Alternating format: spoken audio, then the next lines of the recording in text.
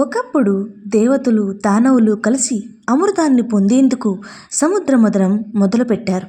కొండను దండగా చేసి వాసుకి పామును తాడుగా కట్టి మదించి మదించి లోకాలను కదిలించే ప్రయత్నం మొదలైంది.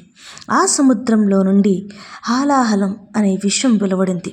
ప్రపంచాన్ని ఒక నిమిషంలోనే దహించగల శక్తివంతమైన విషం. వాతావరణం నల్లగా మారింది.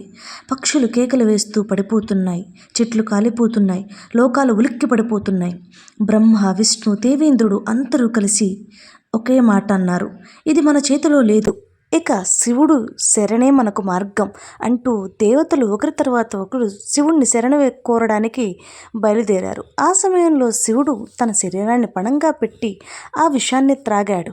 కానీ శివుడు విషాన్ని కడుపులోకి పంపకుండా తన కంఠంలోనే నిలిపాడు. దాంతో ఆయన నీలకంఠుడు అనే పేరును పొందాడు.